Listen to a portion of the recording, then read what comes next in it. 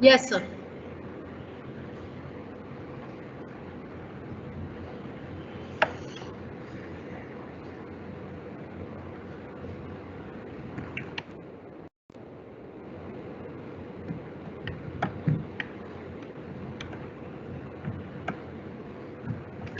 Good morning, everyone.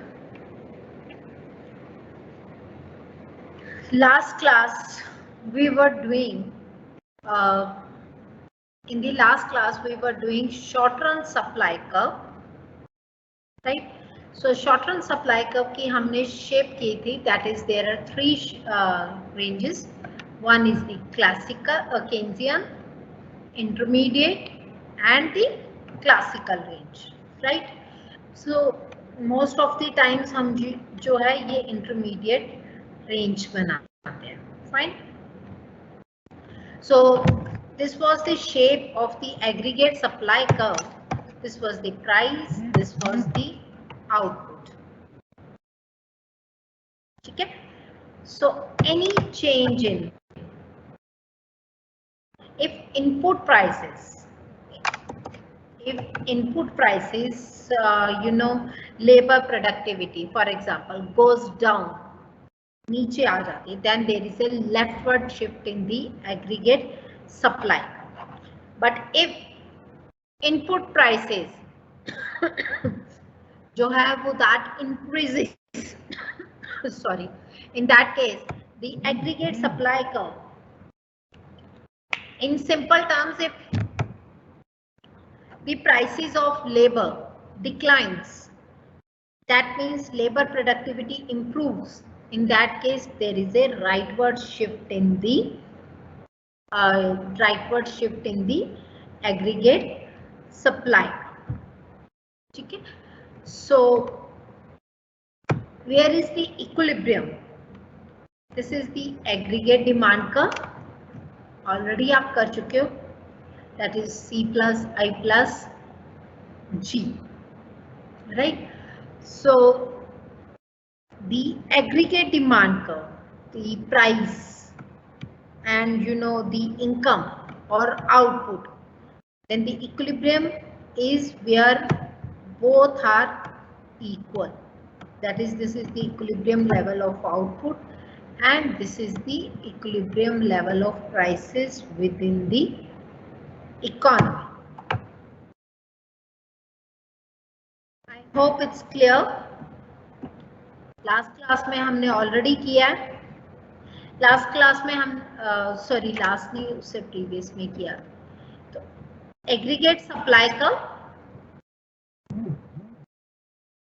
shape of the aggregate supply curve is like then when we are having a the Keynesian range, the classical range, and the intermediate. Any shift in the aggregate supply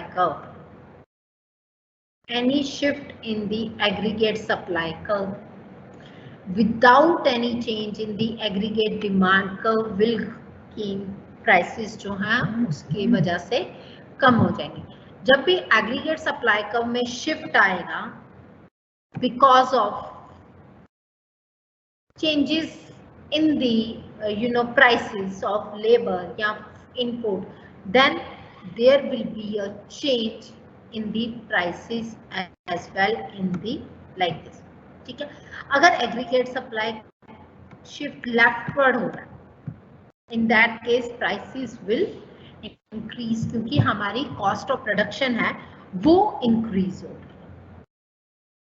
Right. So aggregate demand, aggregate supply बच्चे. So in simple terms, the short run aggregate supply curve is having horizontal, intermediate range and the vertical. ज़्यादातर हम intermediate range लेते हैं ज़्यादातर because the जो हमारी mostly equilibrium जो है वो intermediate range में ही basically lie करती है, ना तो upward sloping पे, means neither on the vertical side nor on the horizontal side. Now coming towards the long period aggregate supply curve. In the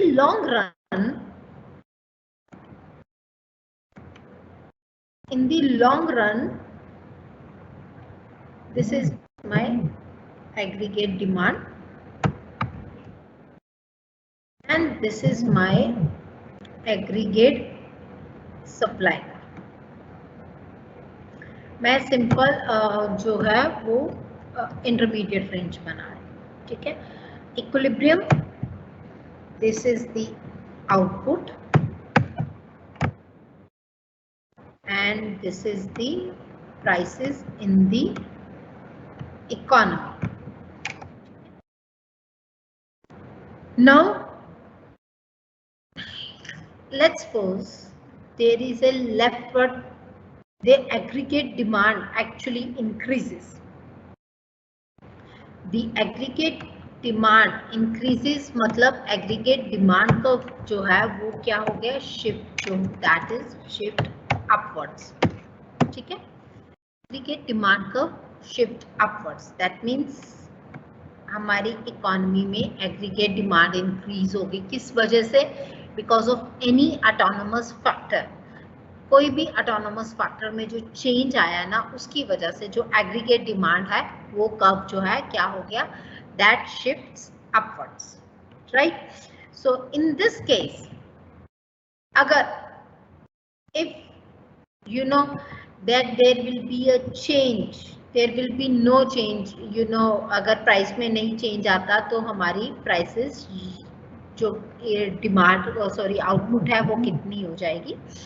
Now because of like there is a small change, right, there is a small change in the prices, क्योंकि थोड़ा सा जो हमारा aggregate demand curve में means demand curve बढ़ा है, तो समझ फॉर एग्जांपल अगर मैं एग्जांपल लूँ तो अगर शॉर्ट पीरियड में डिमांड चेंज होती है, सप्लाई रिमेन्स कांस्टेंट, तो वो कुछ हद तक जो इन्फ्लेशनरी फैक्टर जो है अफेक्ट करती है इकोनॉमी में.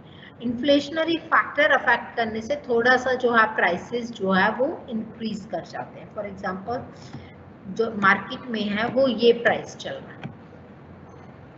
नाउ इन दी जब डिमांड इंक्रीज होगी, लोगों को प्रॉफिट दिखा, then in that case what will happen, the aggregate supply that shifts basically. Now कहां तक शिफ्ट करेगा, जहां तक हम previous level of output till the time we reaches towards the previous level of output. Simple terms में this is the full employment level of equilibrium. This is the full employment level of equilibrium. अब any short term change, कोई भी short term change aggregate demand में जितना भी आएगा वो क्या कॉज करेगा, इन्फ्लेशनरी फैक्टर. अब जब लॉन्ग टर्म की बात आएगी तो हमारी जो है, बिकॉज शॉर्ट टर्म में तो थोड़ा सा फ्लक्चुएशंस हो सकता है सप्लाई में, एंड इन दिस केस यहाँ से जो इक्विलिब्रियम है वो शिफ्ट हो जाएगी towards the right side. Now by joining these two points, ये दो points, that means the red line, ये क्या है मेरा long run aggregate supply curve. Long run aggregate supply curve जो है क्या रहता है, दैट रिमेन्स हॉरिजॉन्टल. अब कर रही हूँ, आई होप आपको अभी शायद समझ नहीं आया होगा. लॉन्ग रन जो पीरियड होता है ना, वहां पे when input prices completely adjust to the changes in the price level of the final goods, means जो भी इनपुट प्राइसेस होते हैं वो अपने आप को एडजस्टमेंट्स कर लेते हैं फाइनल गुड्स एंड सर्विसेज में. इंक्रीज इन प्राइसेस, सेलर्स जो भी सेलर रिसीव कर रहा है वो सब की सब किस पे चली जाती है, totally shifted towards the price of the final commodity, ठीक है. So as a result the real GDP by the sellers in the economy independent of changes in the pricing, means उसमें इन्फ्लेशनरी इफेक्ट अगर हम निकाल दें, then the real GDP will remain same. मतलब अगर for example इस अभी मैंने क्या लास्ट ईयर मैंने 100 यूनिट्स प्रोड्यूस किए थे at the rate of 10 rupees, तो मेरी इनकम कितनी हुई? 100 यूनिट्स प्रोड्यूस किए 10 रुपीज प्राइस के हिसाब से, तो मेरी 1000 इनकम होगी। बट इस साल जो इनपुट प्राइसेस बढ़ गए 10 रुपीज से वो 20 रुपीज हो, तो मेरी अर्निंग कितनी होगी? 1000 से इंक्रीज होके 2000 होगी, राइट। अब जो ये 1000 से इंक्रीज होके जो 2000 पे आई है, ये मेरी प्रोडक्शन इंक्रीज होने से नहीं आई है, ये किससे हुआ कि इनपुट प्राइसेस की वजह से। इन दी लॉन्ग पीरियड सेलर क्या करता है, ये सारी की सारी इनपुट प्राइसेस जो है वो शिफ्ट कर देता है, ठीक है। So that in that case जो रियल जीडीपी है, तो रियल जीडीपी का जो सप्लाई है seller, that is the independent of changes in the price level. So that means इसमें कोई भी प्राइसेस का इम्पैक्ट नहीं है। So that's why the long run aggregate supply curve जो है क्या होता है? वर्टिकल, ठीक है।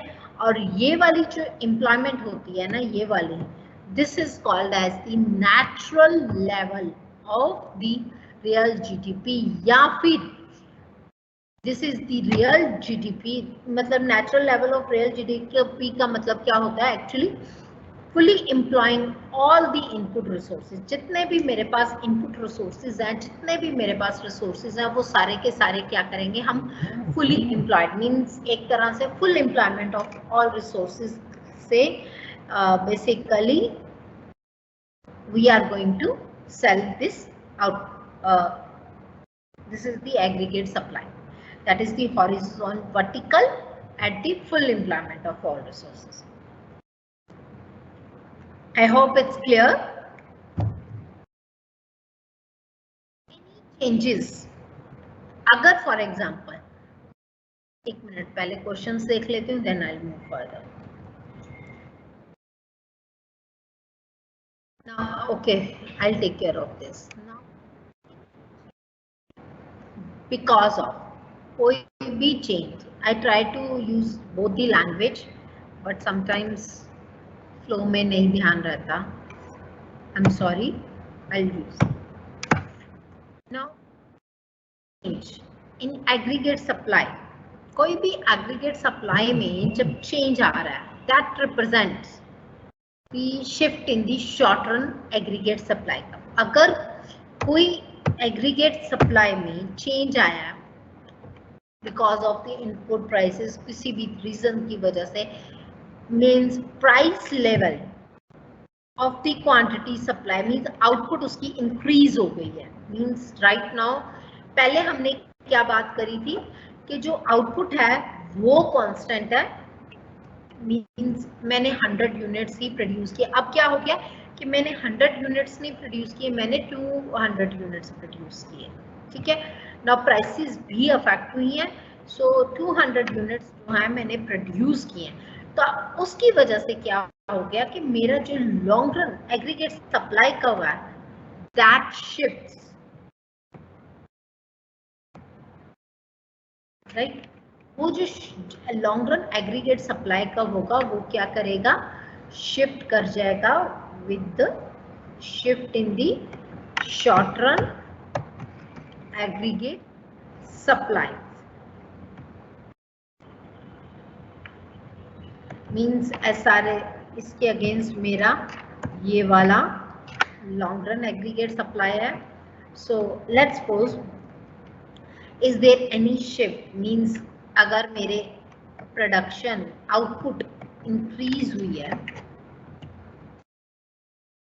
दैट केस मेरा long run aggregate supply curve है वो भी इंक्रीज. अगर आउटपुट मेरी डिक्लाइन हुई है, दैट केस मेरा लॉन्ग रन एग्रीगेट सप्लाई का भी क्या हो गया? शिफ्ट हो गया डाउनवर्ड्स. अगर शॉर्ट रन में प्रोडक्शन इंक्रीज कर रही है, मींस आउटपुट इंक्रीज कर रही है, प्राइस लेवल सेम है, क्वांटिटी जो है इंक्रीज कर रही है, तो उससे क्या होगा? मेरा जो है प्राइस सेम है, क्वांटिटी इंक्रीज की है, रियल जीडीपी इंक्रीज हुई है, तो long run aggregate supply curve shift कर जाएगा अपवर्ड्स। अगर क्वांटिटी डिक्लाइन हुई है, प्राइसेस कांस्टेंट है, तो मेरा long run aggregate supply curve क्या होगा, शिफ्ट कर जाएगा downwards. Changes in the aggregate demand, कोई भी एग्रीगेट, जैसे एग्रीगेट डिमांड में चेंजेस आती हैं, उसी वजह से aggregate supply are not caused by the changes in the price level, वो प्राइस लेवल से चेंज नहीं करेगा। लॉन्ग रन एग्रीगेट सप्लाई का चेंज किससे करेगा, आपकी आउटपुट से। ठीक है, इसके दो रीजंस है। पहला रीजन, इनपुट प्राइस चेंज हुई है, जिसकी वजह से एग्रीगेट सप्लाई कर्व शिफ्ट करेगा। दूसरा रीजन क्या है, दूसरा रीजन है कि जो बेसिकली इकोनॉमिक ग्रोथ हुई है, economic growth, positive growth means हमारे जो प्रोडक्टिविटी इंक्रीज करी है, जो मींस पॉजिटिव या नेगेटिव दोनों में इकोनॉमिक इम्पैक्ट पड़ा, उसकी वजह, जैसे अभी कोविड का टाइम था तो हमारी इकोनॉमी डिक्लाइन, एग्रीगेट सप्लाई का डाउनवर्ड शिफ्ट कर गया था। ठीक है, अभी रिकवरी का प्रोसेस चल रहा है, तो एग्रीगेट सप्लाई का क्या है, अपवर्ड शिफ्ट कर, right. Any change in the long run, sorry, दो रीजंस हैं जिसकी वजह से हमारा एग्रीगेट सप्लाई कर्व शिफ्ट करेगा। पहला रीजन है जो है इनपुट प्राइसेस, दूसरा रीजन जो है वो क्या है, इकोनॉमिक ग्रोथ। ठीक है, जब भी इनपुट प्राइसेस चेंज करेंगे वो short run aggregate supply curve shift करेगा, राइट। और जब भी इकोनॉमिक ग्रोथ अफेक्ट होगी, जैसे आउटपुट इंक्रीज होगी, उसमें शॉर्ट रन भी अफेक्ट करेगा, मेनली कौन सा, long run aggregate supply shift करेगा। ठीक है, I hope you are getting, I hope I am using Hindi as well. Any question till now? मैंने इसके नोट्स आपको ग्रुप में शेयर करे थे। ठीक है, अगर कोई और ग्रुप भी है तो उसमें आप प्लीज शेयर कर देना, जो भी कॉमन मेंबर्स हैं, राइट।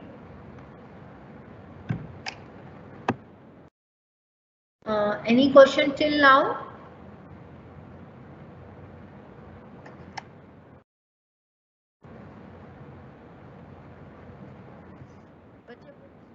प्रिंटेड नहीं अवेलेबल है, आप वो कर सकते हो, डाउनलोड कर सकते हो इसमें से, ऑनलाइन से। Okay, so there is no question.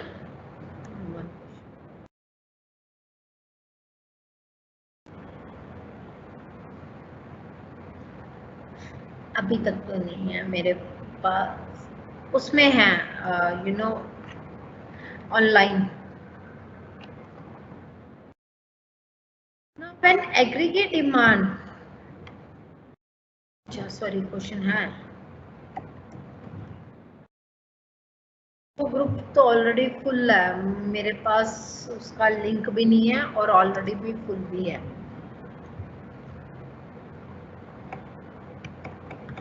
When aggregate demand and short run aggregate supply curve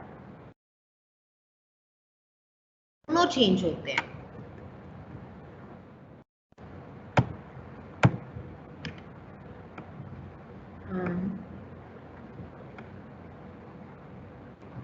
this is the prices, this is the how.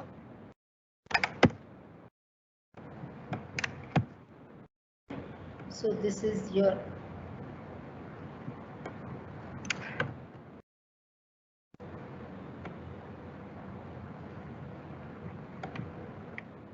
right, sorry, now this is your equilibrium point।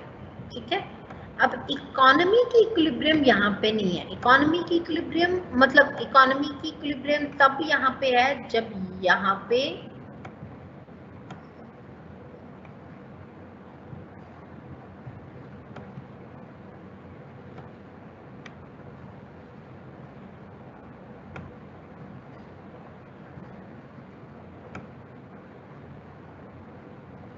Okay, सो जब यहाँ पे long run aggregate supply curve भी equal है, ठीक है। So that means all the economy कहाँ पे equilibrium में है, जहाँ पे तीनों curves aggregate demand, short run aggregate supply and long run aggregate supply तीनों इक्विलिब्रियम है। तो यहाँ पे ये वाला लेवल ऑफ आउटपुट को क्या हम बोलते हैं, full employment level of output, ठीक है।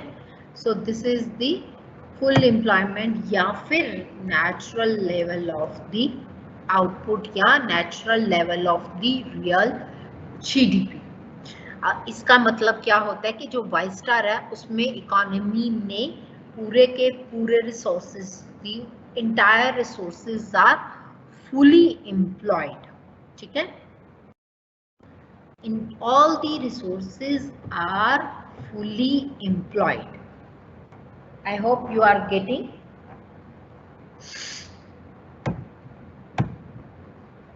Any question?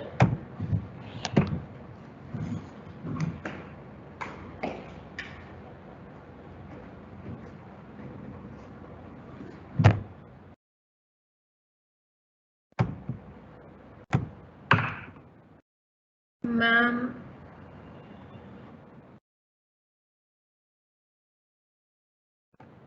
पुराने वीडियो लिंक्स में मिल जाएंगे जहाँ पे लेक्चर और लेक्चर सीरीज होता है। सब्जेक्ट के रिलेटेड आपके पास बहुत सारी क्वेरीज हैं, सब जो पढ़ा रही हूँ उसके रिगार्डिंग कोई क्वेरी नहीं है। Okay, so now let's assume aggregate demand curve shift कर गया राइट साइड। ये जो मेरा एग्रीगेट डिमांड कर्व है ना, दैट शिफ्ट्स, ठीक है। अभी जैसे अभी हमने अज्यूम किया था aggregate demand curve shift right side, ठीक है। अब प्राइसेस जो है सी यहाँ पे आ गई और रियल जीडीपी कहाँ पे आ गई, see the price real GDP temporary यहाँ पे आ गई। That means we are over utilising the present resources, ठीक है। प्राइसेस इंक्रीज कर गई क्योंकि हम ई से E1 की तरफ शिफ्ट हो गए and real GDP that also increases. But ये जीडीपी हमारी नेचुरल लेवल ऑफ जीडीपी नहीं है, क्योंकि यहाँ पे हमने क्या किया है, there is a over utilisation of resources, हमने उनको जरूरत से ज्यादा यूज किया। इमीडिएट शॉर्ट रन इफेक्ट क्या आएगा, इमीडिएट शॉर्ट रन इफेक्ट आ जाएगा, इक्विलिब्रियम प्राइसेस में भी इंक्रीज होगा एंड द रियल जीडीपी भी नेचुरल जीडीपी से इंक्रीज हो जाएगी, ठीक है। Increase in the real GDP is due to the fact of the input prices. अब ये रियल जीडीपी जब इंक्रीज होगी इससे क्या इफेक्ट पड़ेगा, इनपुट प्राइसेस भी बढ़ जाएंगी, उसकी वजह से फाइनल कमोडिटीज की प्राइसेस और बढ़ जाएंगी, ठीक है।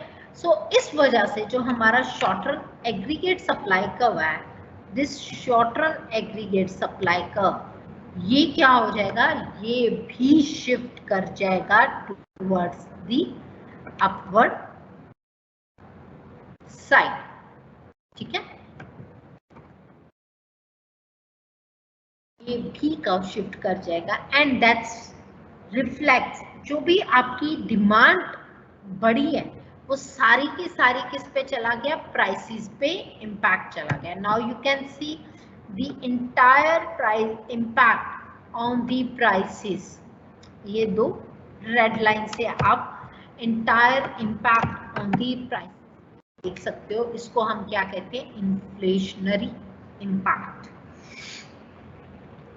तो एट द एंड क्या होगा, एट द एंड ना हम वापस real GDP natural level of GDP पे आ जाएंगे, natural level of real GDP पे, जिसमें इंटायर इम्पैक्ट इस पे चला गया सिर्फ और सिर्फ प्राइसेस पे। तो the entire impact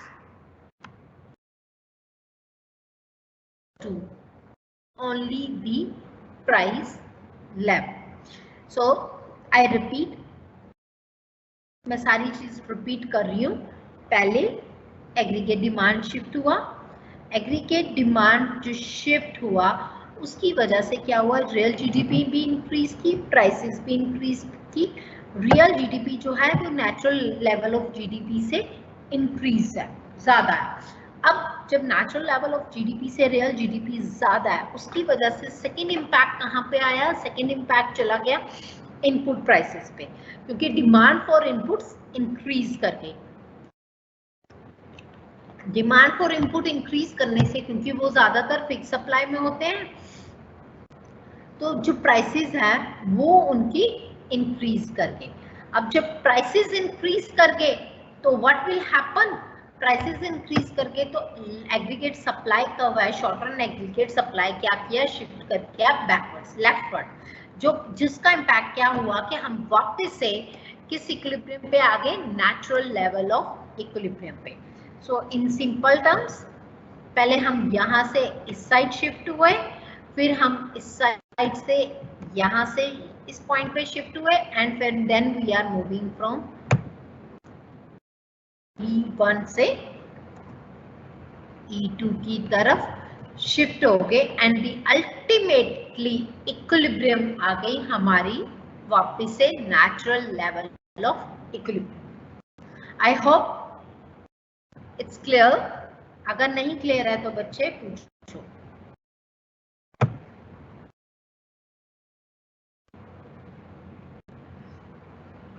guides for the time being मैं सिर्फ और सिर्फ क्वेरीज रिप्लाई करूंगी जो मैं पढ़ा रही हूँ. इसके अलावा जो भी क्वेश्चन होता है या तो वो क्लास से पहले पूछो या फिर क्लास के बाद. इन बिटवीन क्लास बच्चे सिर्फ और सिर्फ सब्जेक्ट रिलेटेड क्वेश्चंस.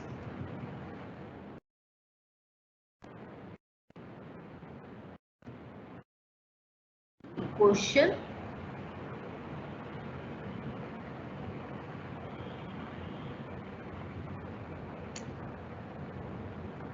आज तो लगता है सारे के सारे बहुत इंटेलिजेंट है. बच्चे मैं क्या चीज दोबारा एक्सप्लेन करूं, आपको बताया था कि मुझे प्लीज पूरा क्वेश्चन लिख के भेजा कीजिए.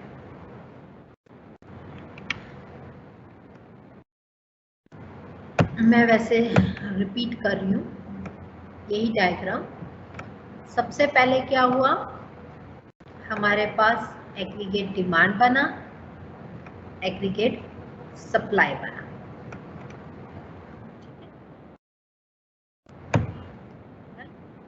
बिकॉज ऑफ सम रीजन आपका एग्रीगेट डिमांड ऑटोनोमस रीजन जो हम ऑलरेडी शिफ्ट हो गया अपवर्ड्स. ठीक है, ये जो इनिशियल इक्विलिब्रियम थी ना, ये किस पे थी, full employment of all the resources पे. ठीक है, अब क्या हुआ, हमारी जो है ओवर यूटिलाइजेशन ऑफ रिसोर्सेज होगी, हमारी जो natural rate of employment sorry natural rate of GDP है जो कि वाई स्टार है, क्या हो गई, वो लेस देन होगी जो राइट नाउ जीडीपी चल रही है. अब इसकी वजह से क्या हुआ, जब जीडीपी इंक्रीज हुई, that is the pressure on the real output जो इंक्रीज हुआ, उसकी वजह से हमारी जो आउटपुट है, हमारे जो इनपुट प्राइसेस है सॉरी, वो इंक्रीज कर गए. अब वो इंक्रीज कर गए तो उसकी वजह से हमारा जो शॉर्ट रन सप्लाई कर्व है वो क्या शिफ्ट कर गया, बैकवर्ड्स. ये फॉरवर्ड शिफ्ट हुआ और ये बैकवर्ड शिफ्ट हुआ. ठीक है, वो उसने बाय फोर्सेस में कहाँ तक ले आया, टिल द पॉइंट जहाँ पे हमारी नेचुरल लेवल ऑफ जीडीपी था. ठीक है, नाउ सारा का सारा इम्पैक्ट किस पे चला गया, प्राइसेस पे, and there is a hardly impact GDP जो है वापिस आ लेवल पे. नाउ यहाँ तक अभी हमने बात की कि जब economy already natural level of real GDP पे थी, जब इकोनॉमी वापस से पहले से किस पे थी, नेचुरल लेवल ऑफ जीडीपी पे थी। Got it? अब जब नेचुरल लेवल ऑफ जीडीपी पे इकोनॉमी थी तो उसके बाद जब एग्रीगेट डिमांड इंक्रीज की एंड उसके बाद इनपुट प्राइसेस इंक्रीज की और एग्रीगेट सप्लाई कर्व शिफ्ट किया डाउनवर्ड्स, तो हम कहाँ पे आ गए? वापस से आ गए जीडीपी के लेवल पे। ठीक है, ये तो बहुत सिंपल हो गया, बात हो गई सर खत्म। अब अगर मेरी economy natural level of GDP पे नहीं है, इक्विलिब्रियम जरूरी थोड़ा कि हम फुल एम्प्लॉयमेंट ऑफ रिसोर्सेज पे इक्विलिब्रियम पे होंगे ही होंगे। अगर मेरी इकोनॉमी इक्विलिब्रियम में नहीं है तो क्या होगा?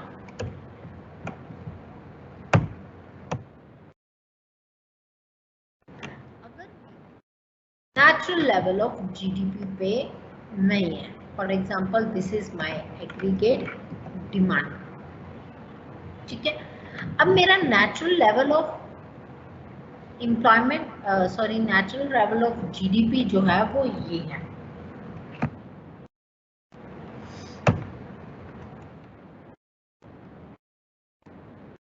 ठीक, तो यहाँ पे जो लेट्स सपोज मेरा एग्रीगेट सप्लाई कर्व है वो ये है।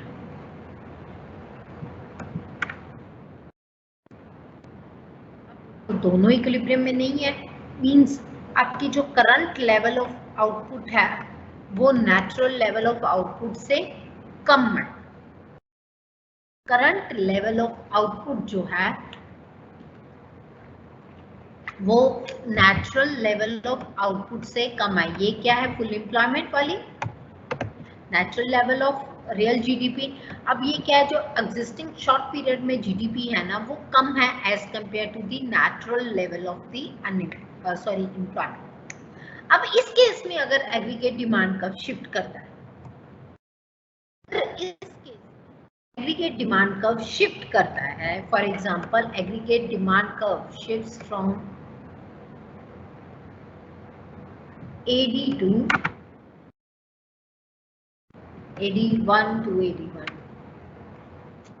सॉरी AD1 to AD2, मतलब इक्विलिब्रियम मेरी E पॉइंट से E2 पॉइंट की तरफ शिफ्ट कर सकते हैं। तो उस केस में क्या होगा? क्या उस केस में भी हमारा एग्रीगेट सप्लाई शिफ्ट करेगा डाउनवर्ड्स? क्या इनपुट प्राइसेस चेंज होंगे, मींस बढ़ेंगे? सप्लाई है नहीं। equilibrium, new equilibrium will be at this point, जो कि थोड़ा इम्पैक्ट आएगा प्राइसेस पे, थोड़ा सा इम्पैक्ट जाएगा आउटपुट पे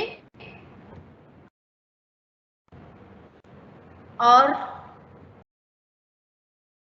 थोड़ा सा इम्पैक्ट जाएगा, मींस अगर मेरी इकोनॉमी लॉन्ग रन इक्विलिब्रियम पे नहीं है, मतलब कि नेचुरल रेट ऑफ एम्प्लॉयमेंट पे नहीं है, उससे पहले अगर एग्रीगेट डिमांड इंक्रीज करती है तो उस केस में मेरा एग्रीगेट सप्लाई कर्व में कोई चेंज नहीं आएगा।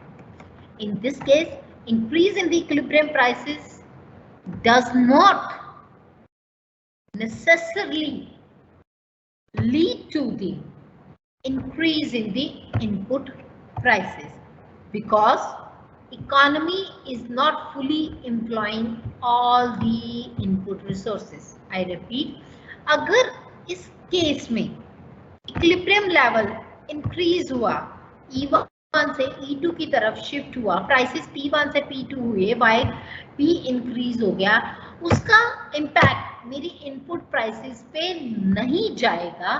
क्यों नहीं जाएगा? क्योंकि हमारी इकोनॉमी जो है वो ऑलरेडी इकोनॉमी जो है वो फुल एम्प्लॉयमेंट ऑफ रिसोर्सेज पे नहीं है, वो क्या है? Less than full employment of resources पे। सो जब भी इनपुट्स अनएम्प्लॉयड होते हैं तब इनपुट प्राइसेस जो है वो इंक्रीज नहीं करते। बट अगर मेरे इनपुट प्राइसेस जो है इनपुट जो है वो फुली एम्प्लॉयड होते, उसके बाद मेरी इनपुट प्राइसेस जो है वो बिल्कुल इंक्रीज करते। सो दैट्स व्हाई इस केस में आपने देखा है कि जो जीडीपी के लेवल है वो हमारा एग्रीगेट सप्लाई कर्व को शिफ्ट नहीं करेगा। ठीक है, इस केस में हमारा जो एग्रीगेट सप्लाई कर्व है वो इंक्रीज नहीं करेगा। आई होप यहां तक क्लियर है सबको।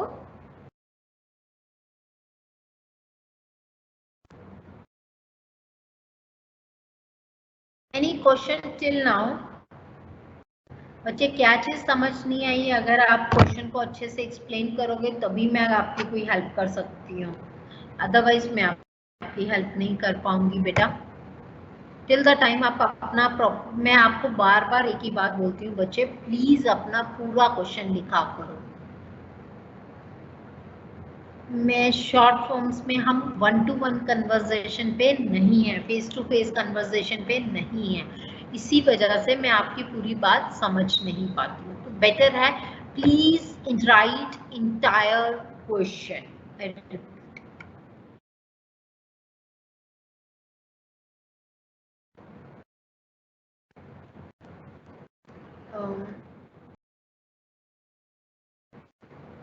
आई होप यहाँ तक सबको क्लियर है। अगर नहीं क्लियर है तो प्लीज किसको क्या चीज नहीं क्लियर है क्लियरली मेंशन करें।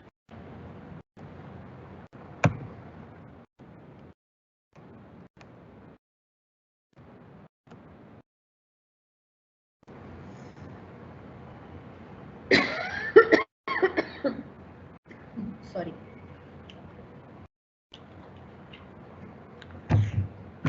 आई एम नॉट लुक, मेरे पास कोई भी क्वेश्चन नहीं आया।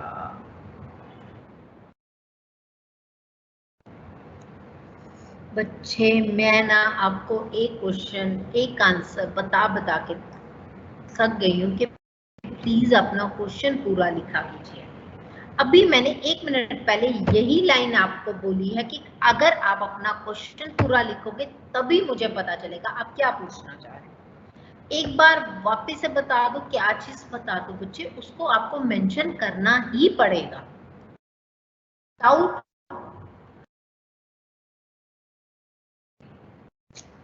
या शायद आप मेरी बात समझ नहीं पा रहे हो, या शायद मैं आपकी बात समझ नहीं पा रही हूँ।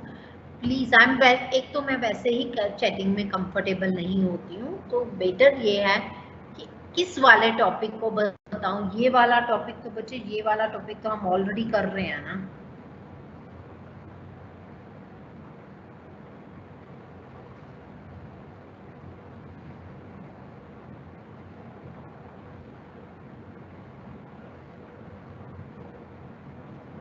मैं दोबारा से सारी चीज बता देती हूँ। I'll try my best to explain you in a other manner, but मैं आपको प्लीज ये कहूंगी कि आगे से जब भी आप क्वेश्चन लिखो, क्वेश्चन पे का नाम लिख के भेजा करो बेटा। बिना टॉपिक के नाम से मैं आपकी हेल्प नहीं कर पाऊंगी। दैट्स बेसिकली आप कम्युनिकेशन गैप हो जाएगा, फिर बार बार एक ही चीज मतलब समझ नहीं आएगा कि आप क्या पूछना चाह रहे हो। एंड आपका हो सकता है कि आपका ओरिजिनल क्वेश्चन वहीं का वहीं रह जाए, मैं कुछ और बता दूं। सो बेटर है क्वेश्चन का टॉपिक का नाम लिख के भेजा करें। सी, आपका aggregate demand aggregate supply curve है।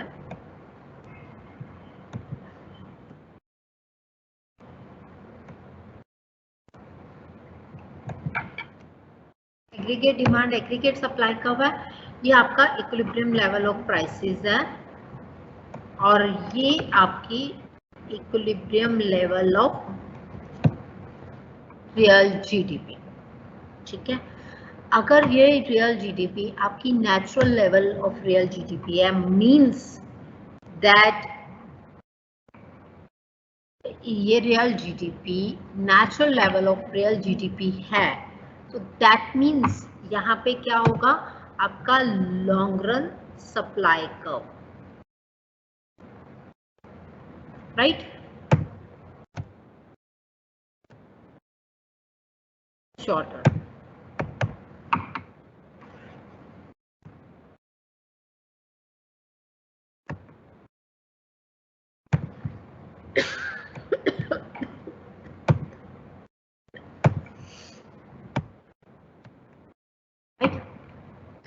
इस केस में अगर कोई भी चेंज आता है एग्रीगेट डिमांड में, तो उसके साथ साथ वो आपका चेंज आएगा शॉर्ट पीरियड ऑफ टाइम के लिए, उसके साथ आपका जो एक इनपुट प्राइसेस भी इंक्रीज करेंगी, तो अल्टीमेटली हम नेचुरल लेवल ऑफ जीडीपी पे वापस पहुंच जाएंगे, ठीक है। और सारा का सारा इम्पैक्ट इस पे चला जाएगा प्राइसेस पे। अब इन केस ये वाला जो पॉइंट था initial point long run equilibrium पे नहीं था, मतलब कि नेचुरल लेवल ऑफ एम्प्लॉयमेंट पे नहीं है, आपके जो पूरे रिसोर्सेज है वो पूरी तरह से यूटिलाइज नहीं थे, ठीक है। कुछ ना कुछ आपके अनएम्प्लॉयड रिसोर्सेज हैं इकोनॉमी में, ठीक है। That means this is your long run supply.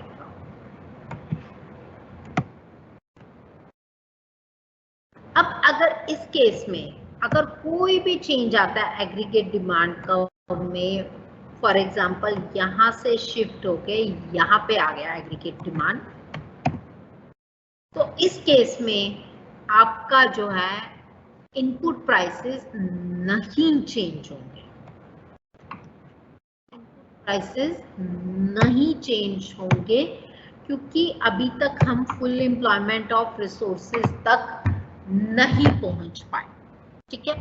Till the time हमारे जो एग्रीगेट डिमांड का इस पॉइंट तक ना शिफ्ट हो जाए, उस टाइम पॉइंट तक हमारा जो कोई भी शिफ्ट एग्रीगेट डिमांड कर्व में आया तो एग्रीगेट सप्लाई कर्व में इक्वली शिफ्ट नहीं आएगा, मींस हमारी प्राइसेस जो हैं वो नहीं इंक्रीज होंगी, इनपुट प्राइसेस जो हैं वो नहीं इंक्रीज होंगी, ठीक है।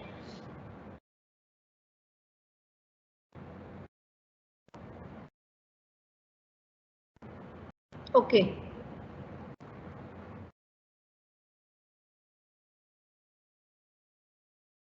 बच्चे, मैंने आज वाला टॉपिक तो आपको वैसे मैंने नोट्स सेंड कर दिए, मैंने बुक से कुछ पिक्स हैं मेरे पास किसी बुक की, मैं वो भी शेयर कर दूंगी आपकी नॉलेज के लिए, ठीक है। आई होप प्रिया अब आपको क्लियर हो गया होगा, मैंने सारा ही दोबारा बता दिया। आई होप प्रिया आप क्लियर हो गया होगा, क्योंकि I was like little confuse आप पूछना क्या चाह रहे हो, सो दैट्स वाई मैंने सारा ही बता दिया।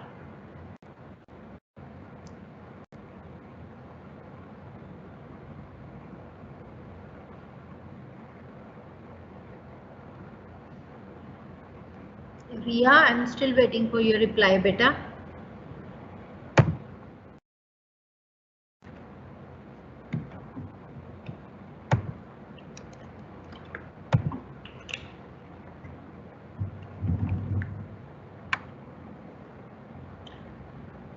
Okay, in that case, the next topic is aggregate demand and aggregate supply shocks.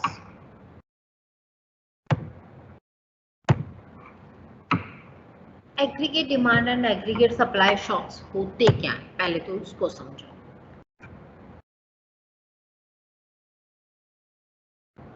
Aggregate,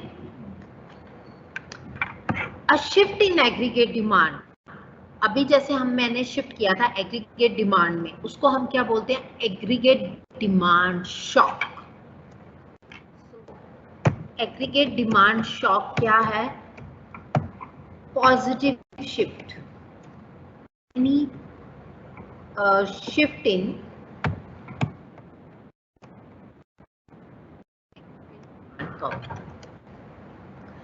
and aggregate supply curve shock,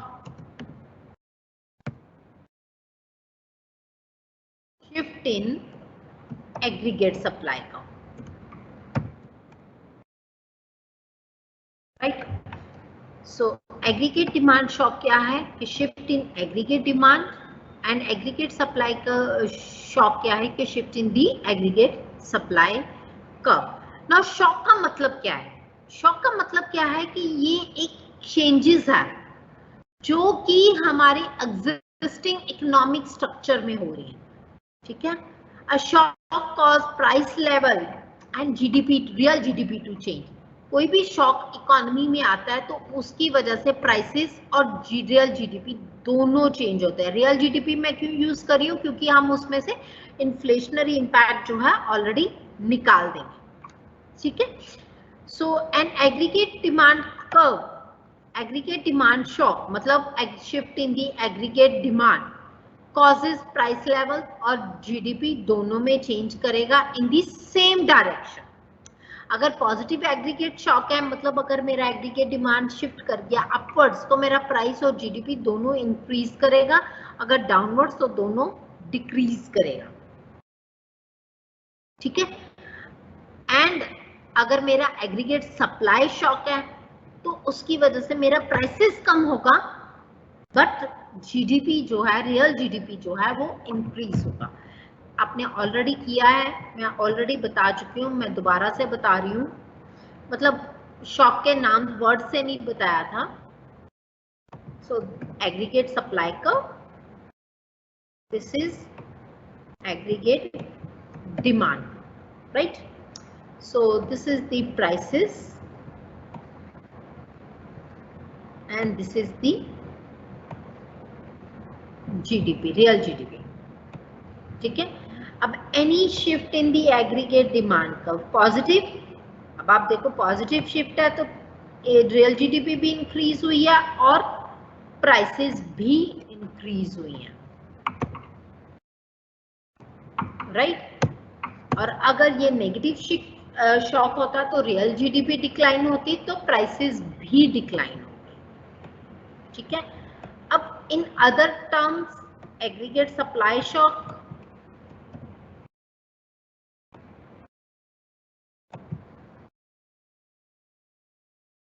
aggregate supply shock gives the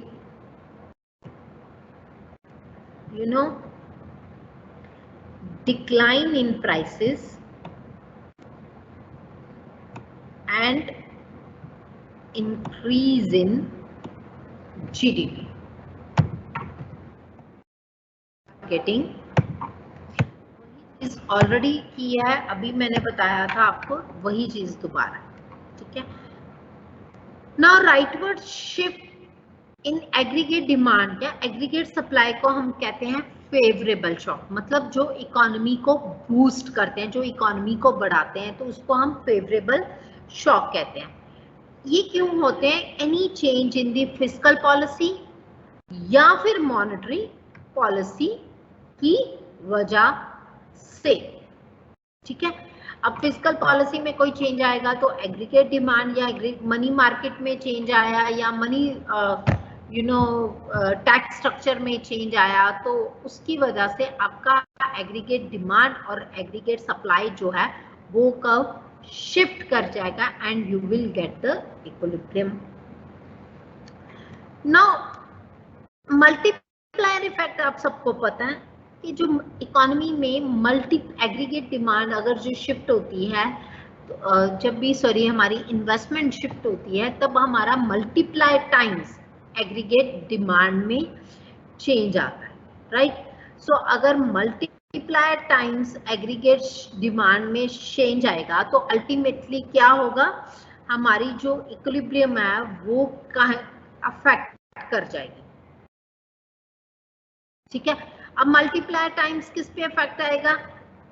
obviously aggregate demand curve पे. अगर आपने याद हो तो aggregate demand curve multiplier times increase करता था because of the aggregate because of the change in the investment.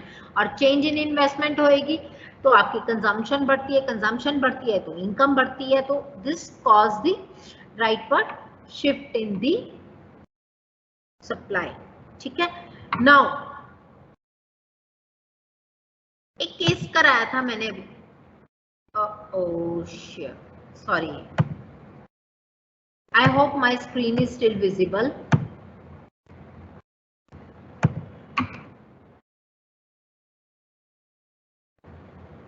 मैंने तो बच्चे DRAS कुछ भी नहीं कराया, NFILIPS फिलिप्स भी नहीं कुछ कराया। मैंने तो या तो शॉर्ट रन एग्रीगेट सप्लाई कराया या लॉन्ग रन कराया, मींस या तो SRAS कराया या LRAS कराया, DRAS तो मैंने कुछ नहीं कराया। नाउ अभी हमने करी थी till the time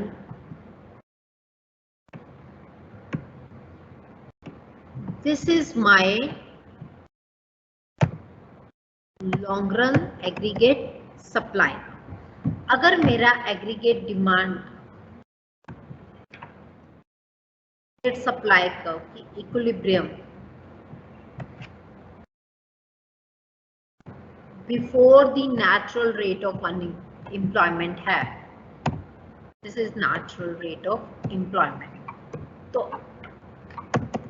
इसको हम क्या बोलते हैं, the difference between, I repeat, the difference between natural rate of real GDP जो कि Y स्टार है and current rate of GDP is called as the recessionary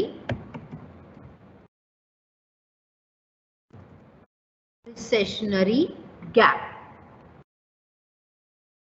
फिर से बोल रही हूं, अगर जीडीपी, एक जीडीपी गैप होता है, जीडीपी गैप क्या होता है, potential level of GDP, GDP minus actual GDP, ठीक है। पोटेंशियल जीडीपी या फिर नेचुरल लेवल ऑफ जीडीपी या full employment level of GDP, one is the same thing. Actual GDP, for example in this case potential GDP क्या है, white star. मैं बार बार दो तीन टर्म्स यूज कर रही हूँ सो दैट कि आपको पता याद रहे कि सारी टर्म्स एक जैसी हैं। So that means the GDP gap, इसको हम सॉरी जीडीपी नहीं जीडीपी गैप बोलते हैं।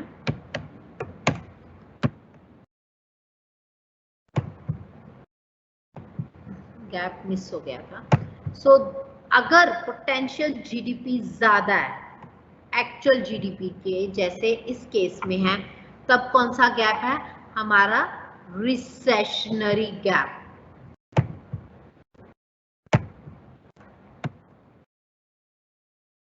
रिसेशनरी गैप मींस पोटेंशियल ज्यादा है बट हम अपनी पोटेंशियल तक की काम नहीं करें, मींस आप में पढ़ने की कैपेसिटी ज्यादा है बट आप अपने पढ़ने की कैपेसिटी पढ़ नहीं रहे हो, बट आप क्या कर रहे हो, आप ज्यादा से ज्यादा टाइम लेजर में, आप मींस अगर और भी सिंपल टर्म्स में बताऊं तो आपकी कैपेसिटी 90% मार्क्स लेने की है, बट आप किसी वजह से, आप अपनी जो थिंकिंग की वजह से वो उतना काम नहीं कर पा रहे हो और आप 90% मार्क्स स्कोर नहीं कर पा रहे हो, 80% स्कोर कर पा रहे हो, तो उस केस को हम क्या करेंगे, रिसेशनरी गैप। आपका पोटेंशियल ज्यादा है, काम कम कर रहे हो, this is the actual GDP. Now potential GDP is less than the actual GDP। मेरी पोटेंशियल है, ये मेरी पोटेंशियल भी कह सकते हैं, नेचुरल रेट भी कह सकते हैं और full employment level of GDP भी कह सकते हैं, ठीक है। सो ये मेरी पोटेंशियल है, ये मेरी एक्चुअल है, ठीक है। Difference between these two, potential GDP minus actual GDP, अब क्या है इस केस में, ये लेस है, पोटेंशियल कम है, एक्चुअल ज्यादा है, मींस हमारे पास कौन सा गैप है, we are having inflationary gap.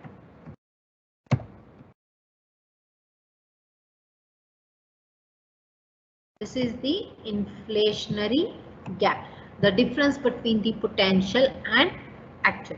अगर potential ज़्यादा है actual से तो recessionary gap, अगर potential कम है actual से तो inflationary gap is there in the economy.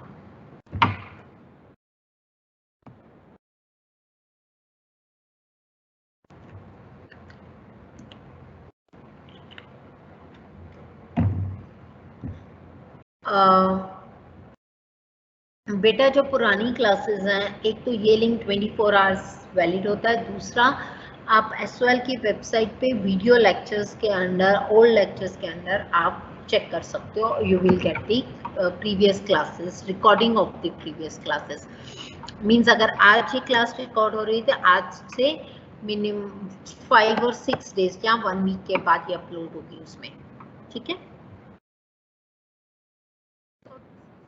All about this topic.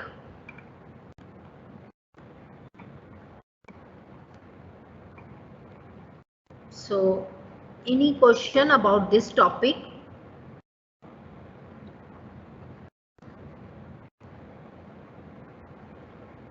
मैं ग्रुप में जस्ट क्लास के बाद आपको शेयर कर दूंगी aggregate demand, aggregate supply and the price level. Any question guys? Any question?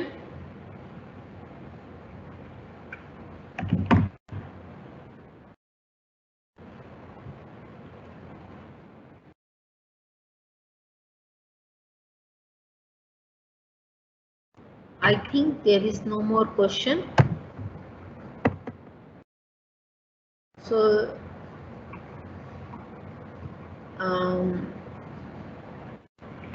no question. Guys एक बार notes जरूर पढ़ लेना. मैं बुक के भी कुछ पिक्स शेयर कर रही हूँ. somebody sent to me, तो मैं आपको पिक शेयर कर रही हूँ वो इसी चैप्टर की, तो आप उससे भी ये चैप्टर स्टडी कर सकते हो. हाँ मुझे पता है बच्चे कि ये एसओएल के नोट्स में नहीं है, that's why I am sending to you, right. Okay guys, take care, bye, have a nice day.